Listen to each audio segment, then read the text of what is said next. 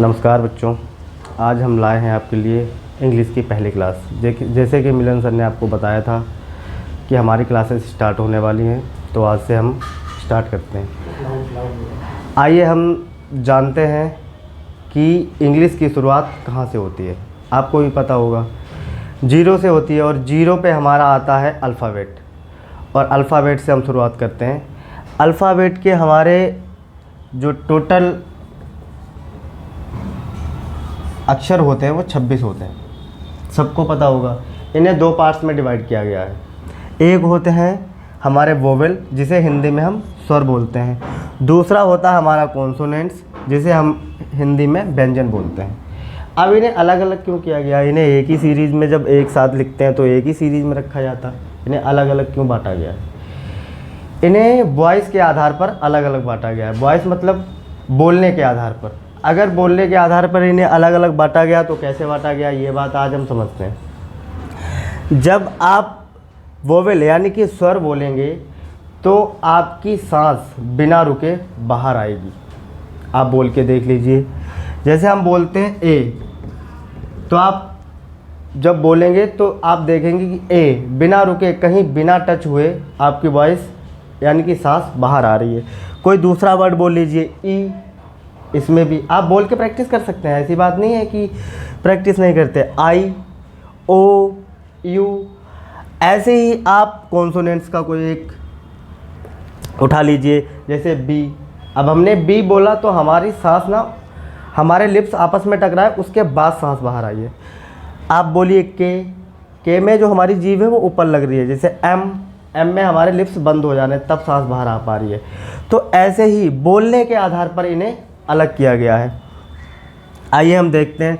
और एक बात आपको बता दें कि जब तक वोवेल यानी कि स्वर का कॉन्सोनेंट्स के साथ मिक्सअप नहीं होगा तब तक कोई वर्ड बनना मुश्किल होता है, बहुत ही मुश्किल होता है। अगर ये अपने वर्ड कॉन्सोनेंट सिर्फ अपने वर्ड बनाते भी हैं तो वो ज़्यादातर शॉर्ट फॉर्म में होते हैं, ठीक है। जैसे कॉन्सोनेंट्स की बात करें तो इसमें डी आर यानी कि डी ये रहा हमारा और आर ये रहा हमारा, डी आर मिलकर इन्होंने बनाया है। पर इसे हमें खुद समझना पड़ेगा। डी आर का मतलब डॉक्टर होता है। अब आप अगर पूरी मीनिंग लिखेंगे तो इसमें आप देखेंगे ये हमारा कॉन्सोनेंट्स है, ठीक है, ये भी कॉन्सोनेंट्स है, ये भी कॉन्सोनेंट्स है, ये भी कॉन्सोनेंट्स है। इसमें डबल ओ आया हुआ है, ये क्या है हमारा वोवेल। जब तक ये वोवेल कॉन्सोनेंट से नहीं मिला तब तक इसका पूरा जो मीन्स होता है वो निकलना पॉसिबल नहीं था। अब ये प्राइवेट, जब हम प्राइवेट लिखते हैं तो इसमें हमारा देखो ये वाला स्वर आ गया, ये वाला स्वर आ गया, ये वाला स्वर आ गया, और इसे इन्होंने अपनी शॉर्ट फॉर्म में लिखा दिया तो पीवीटी हो गया। यानी कॉन्सोनेंट्स अगर अपना कोई वर्ड बनाते भी हैं तो उसका पूर्ण मीन्स नहीं रहता, वो शॉर्ट फॉर्म में होता है। और अगर हम उसे पूरी मीनिंग करके लिखते हैं तो हमारा उसमें वोवेल आना ज़रूरी होता है। जैसे हम देखते हैं कोई दूसरी meaning, cow, shadow, principal, dog, तो इनमें देखो कॉन्सोनेंट्स तो हैं, शुरुआत कॉन्सोनेंट से भी हो रही है, लेकिन इनमें स्वर आना बहुत ज़रूरी है। अगर स्वर नहीं आएगा तो वर्ड बनना बहुत ही मुश्किल हो जाता है। आइए बच्चों, हम आपको एक नई बात बताते हैं जो कि आपको अभी तक शायद किसी ने नहीं बताई होगी। वो नई बात क्या है इंग्लिश में? जब हम अल्फ़ाबेट स्टार्ट करते हैं तो सबको पता होता है कि वो 26 होते हैं, स्वर में बांटा गया है, वोवेल में बांटा गया है। लेकिन इसमें दो वर्ड्स ऐसे होते हैं जो अर्ध स्वर की तरह यूज होते हैं, फ्लेक्सिबल जिसे बोलते हैं। ज़रूरत पड़ने पर ये स्वर भी बन जाते हैं और व्यंजन भी बन जाते हैं। वो कैसे, आइए जानते हैं। डब्लू और वाई, इन्हें अर्ध स्वर भी माना जाता है, ठीक है। उसके बाद में ये कॉन्सोनेंट्स कैसे बन जाते हैं और व्यंजन कैसे बन जाते हैं वो हम डिटेल में जानते हैं। जब डब्लू और वाई किसी शब्द, यानी कि जो शब्द कैसे बनते हैं, कलेक्शन ऑफ अल्फ़ाबेट्स, वर्ड बनते हैं हमारे। जैसे किसी एक अल्फ़ाबेट को उठा लिया, जैसे बी को उठा लिया, ओ को उठा लिया और वाई को उठा लिया, जैसे बी ओ वाई, इन्हें अलग अलग करेंगे तो ये हमारे क्या हो जाते हैं, अल्फ़ाबेट में आ जाएंगे। और इनका कलेक्शन कर लिया, मतलब इन्हें उठा के जोड़ दिया तो ये हमारा बन गया वर्ड। इतना तो आपको समझ आ ही गया होगा, ठीक है। अब हम ये समझाने जा रहे हैं कि जो वर्ड होते हैं हमारे, उनके अगर शुरुआत में W आ जाता है, कोई वर्ड है हमारा, उसके शुरुआत में अगर W आ जाता है, तो जैसे वर्क लिखा है यहाँ पे, वर्क, तो इसे हम पढ़ेंगे वर्क। वर्क का ये साउंड दे रहा है WA का, यानी कि W भी कॉन्सोनेंट्स है और ये वोवेल है, उससे कोई मतलब नहीं, लेकिन ये हमारा W का जो साउंड दे रहा है तो इसका मतलब ये कॉन्सोनेंट्स में आ रहा है, तो ये हमारा स्वर नहीं हुआ।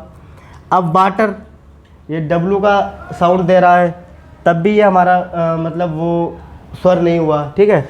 अब इसे हम यूज़ करते हैं वोवेल की तरह, कि वोवेल में यूज़ कैसे होगा, यानी कि स्वर में यूज़ कैसे होगा। अगर हमारा W किसी वर्ड के लास्ट में आ जाता है, जैसे नाउ, NOW, अब ये यहाँ पे अपना W का, जैसे यहाँ पे बा का वो दे रहा था ना साउंड, यहाँ पे बा का नहीं दे रहा है, नाउ AU, यानी कि AU हमारे क्या होते हैं, स्वर। अब ये हमारा स्वर की तरह यूज होने लगा। काव, ये भी AU का साउंड दे रहा है, तो भी हमारा स्वर की तरह यूज होने लगा। ऐसे ही बाई का, जैसे माई, जब हमने लिखा माई, M बाई, तो बाई का अर्थ AI दे रहा है, AI दे रहा है ना, तो AI हमारा स्वर हो गया। ऐसे ही स्काई, स्काई के भी लास्ट में AI निकल रहा है। तो ओवरऑल इसका मीन्स ये हुआ कि जब हमारा W और बाई वर्ड के शुरुआत में आते हैं तो हमारा कॉन्सोनेंट्स का साउंड देते हैं, और किसी वर्ड के लास्ट में आते हैं तो हमारा जो है वोवेल का साउंड देते हैं।